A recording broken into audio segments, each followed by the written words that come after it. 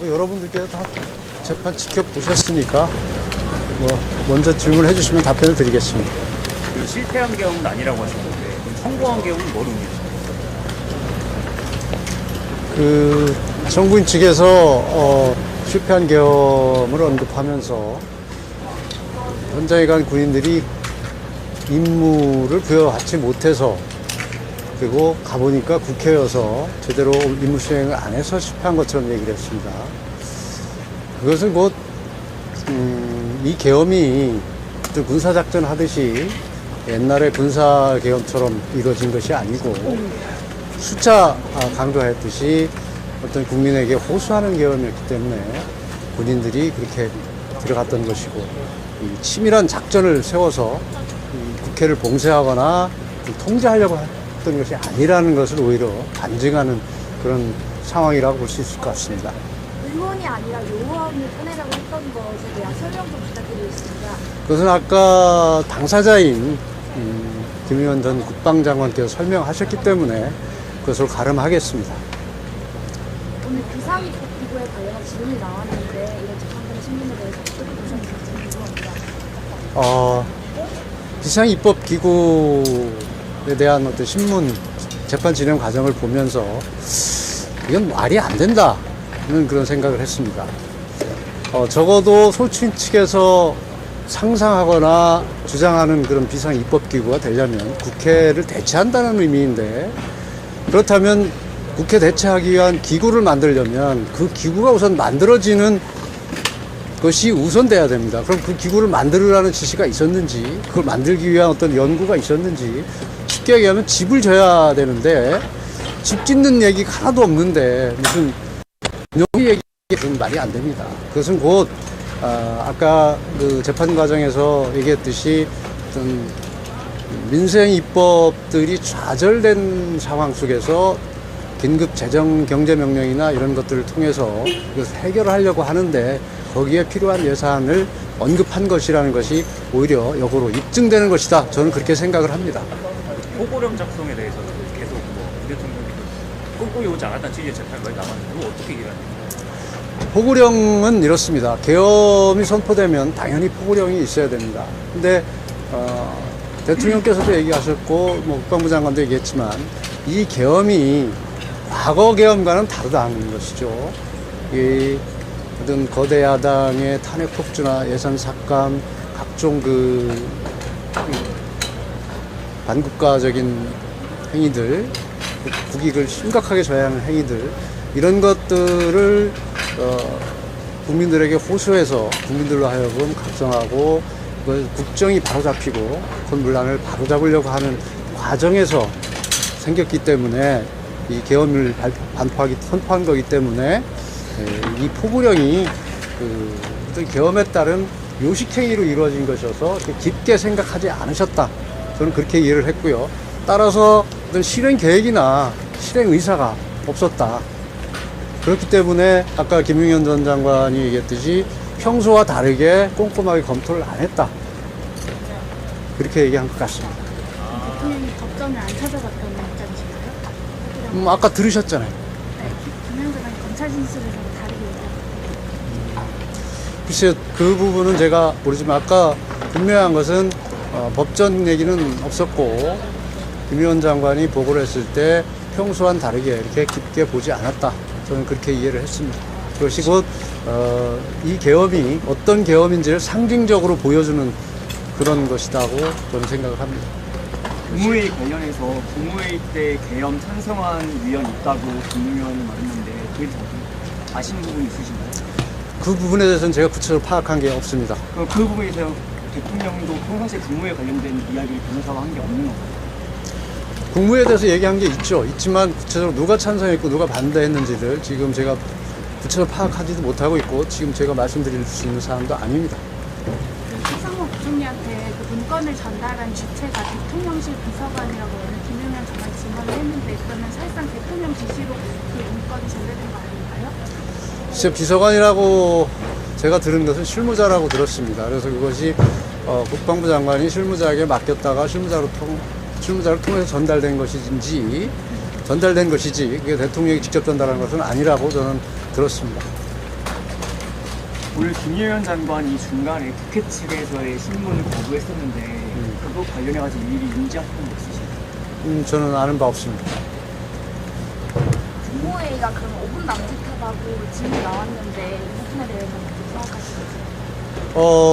아까도 재판 과정에서 나왔었는데, 밤 8시 반부터 국무위원들이 모이기 시작했습니다. 그때부터 정식 국무회의라고 할 수 있는지 모르지만, 비상계엄에 대한 논의가 되고 있었습니다. 그래서 많은 국무위원들이, 언론 보도와 같이 반대하는 의원도 있었고, 실질적 자기 의사표현을 한 의원들이 많았습니다.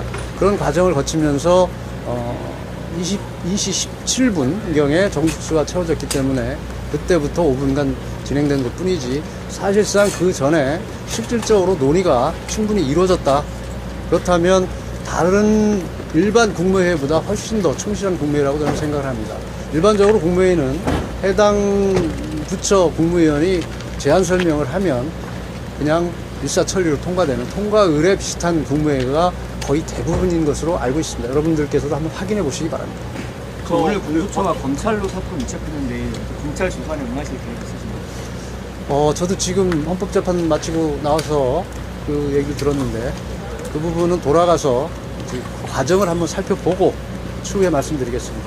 저 대통령께서 박종근 사령관한테 이제 그 의원을 끄집어내라가 아니라 요원을 끄집어내라고 지시를 하셨다는 게 이게 그 사실관계 확인만 다시 한번 부탁드리겠습니다.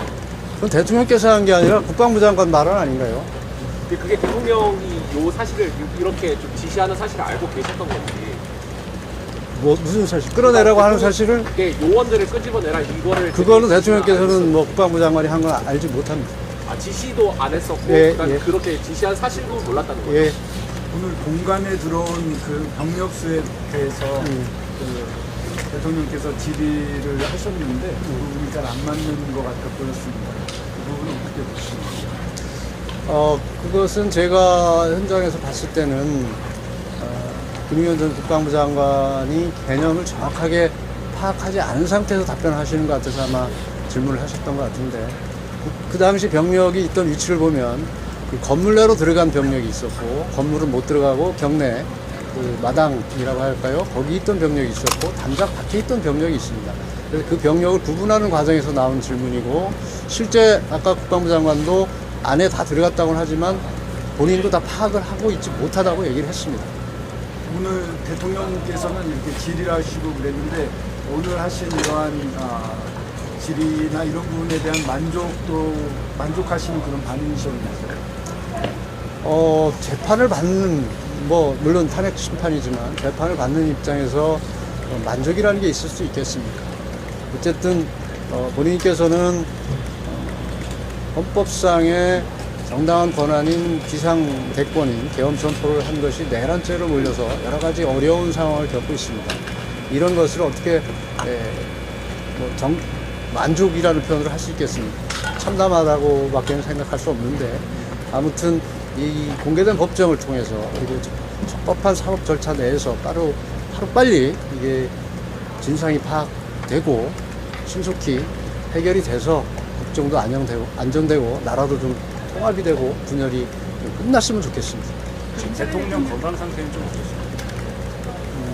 제가 곁에서 볼 때는 특별히 크게 이상은 없는 걸로 알고 있습니다. 대통령이 직접 휴문하신 상황 중에서 민주당하고 여론조사 끝에는 계엄을 보내지 말라고 한 거 기억나냐? 이렇게 하니까 김용현 장관이 나중에 지시하신 거 들었다고 했거든요. 네. 언제 그런 지시를 하셨습니까? 나중에 지시한 걸 들었다는 것이 아니고 아까도 제가 질문을 했는데 처음부터 대통령 국회와 선관위 이외에는 군인을 보내지 말라고 했습니다. 근데 국방부 장관 자체 판단으로 여론조사 끝하고 민주당을 보냈다는 걸 알고 그걸 중단시켰다는 얘기입니다. 그 중단시킨 시점이 언제인지 아시는지요? 가는 과정에 있습니다. 도착하기 전으로 알고 있습니다. 오늘 대통령 질의와 김용현 전 장관의 그 답변 과정이 조금 매끄럽지 않았던 장면도 좀 있었는데 김용현 전 장관에 대한 전반적인 좀 아쉬움은 없었는지 좀 없습니다. 오히려 그것을 이렇게 이해하면 됩니다. 대통령이 그리는 계엄과 장관이 그리는 계엄은 다를 수 있습니다. 그리고 장관이 그리는 계엄과 밑에 실제 현장에서 뛰는 사령관 군인들과 경찰이 또 그리는 계엄이 다릅니다. 또 대통령이 장관에게 지시한 사항과 장관이 그 밑에 군인들에게 지시한 사항이 또 다릅니다. 그 과정에서 얼마든지 약간의 의견 차이가 있을 수 있는 겁니다. 그래서 오히려 그런 부분은 자연스러운 것이라고 저는 생각을 합니다. 이상 이거 관련해서 임금 명령 구성에서 법기구를 설치해야 한다거나 이런 설치 관련된 내용이 있는데 이 규정과 관련이 있는지 확실한 긴급 재정명령은 법률과 같은 효력이 있다고 규정이 되어 있을 겁니다. 그래서 그 법률과 같은 효력이 있는 긴급 재정명령을 구성했던 것이 국방부 장관은 그런 것을 실천할 수 있는 기구, 조직을 생각한 것이 아닌가 그렇게 생각을 하고 실제 국방부 장관도 그렇게 증언을 했습니다. 대통령께서 구속산 피의자 신문 때문에 1월 18일에는 포고령을 내가 썼는지 국민이 썼는지 가물가물하다고 하셨는데 1월 21일부터는 이명환 장관이 쓴 것으로 아니 그렇지 않습니다. 포고령에 대해서는 제 기억으로는 그렇게 말씀하신 적이 없습니다. 포고령에 대해서는 처음부터 실체 진실이 김용현 국방부 장관이 작성해 온 것이고 오늘 아까 재판에서 얘기했듯이 몇 년도 계엄 포고령을 보고 자기가 작성한 것이라고 분명히 얘기했고 그것은 팩트이기 때문에 무슨 대통령께서 가물가물하다고 얘기한 적이 없고 그렇게 얘기할 수도 없습니다. 쪽지 말씀하신 겁니다. 쪽지를 대통령께서 이미 직접 쓰셨는지 안 쓰셨는지 가물가물하다라고 말씀하셨는데 오늘 그럼 정리가 된 건가요? 김영현 장관 쓴 그렇죠. 예.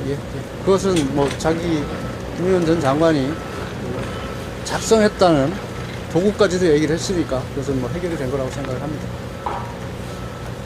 대통령이 포고령 관련해서 법적인 문제가 검토할 게 많이 있지만 일단 놔둡시다 이렇게 말한 거에 대해서 기억나냐 이렇게 얘기하니까 김영현 장관이 말씀하신 게 기억난다 이렇게 말씀하셨는데 실제로는 그러면서 안 하시는 것 같습니다.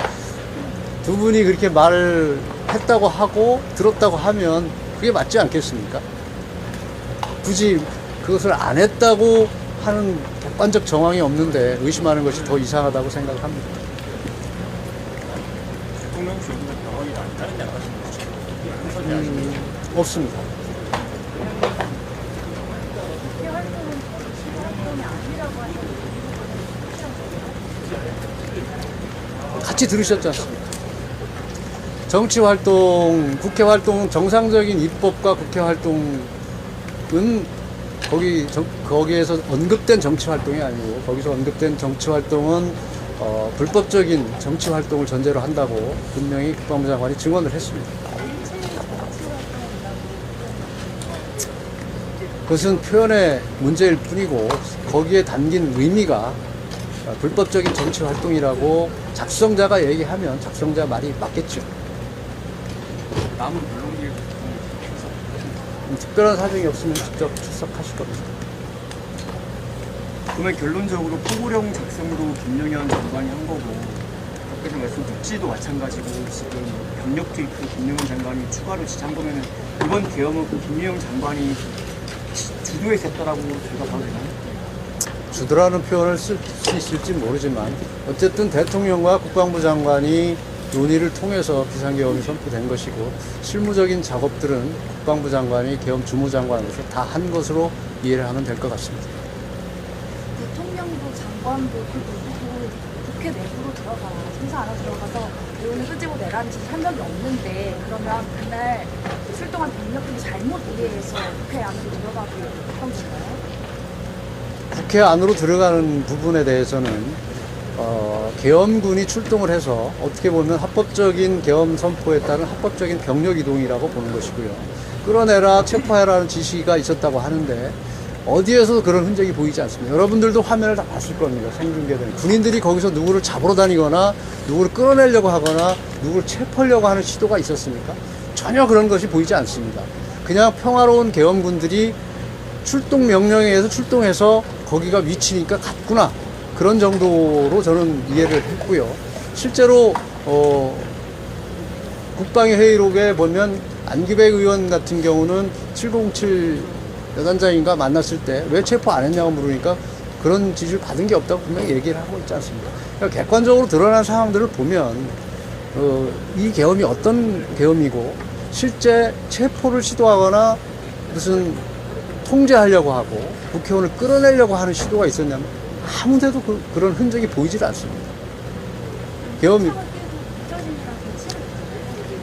제가 볼 땐 대치하는 국면은 없는 것이고 어차피 문이 잠겨서 근데 그것도 분명히 얘기했습니다. 707 여단장인가가 들어가려고 하는데 문은 막혔고 시민들과 대치하는 과정에서 서로 다칠 것 같아서 들어가는 문을 찾다가 부득이하게 글로 들어갔다고 얘기를 했습니다. 그리고 대치했다고 하는데 어쨌든 계엄군이 출동하고 국회 인원들과는 서로 상대적으로 있었으니까 그게 대치 국면으로 보일지는 모르지만 국회 직원이 소화기를 발사했을 때 거기서 난장판이 벌어진 것이 아니라 군인들이 다 자리를 피해서 별다른 충돌이 일어나지 않습니다. 그런 것들은 여러분들이 화면을 보면, 영상을 보면 다 알 수 있는 장면들입니다. 오늘은 여기까지 하겠습니다. 아무튼 이 계엄을 통해서 나타난 상황들을 여러분들께서 객관적으로 좀 봐주시길 바라고 저도 변호인이지만 객관적으로 보려고 합니다.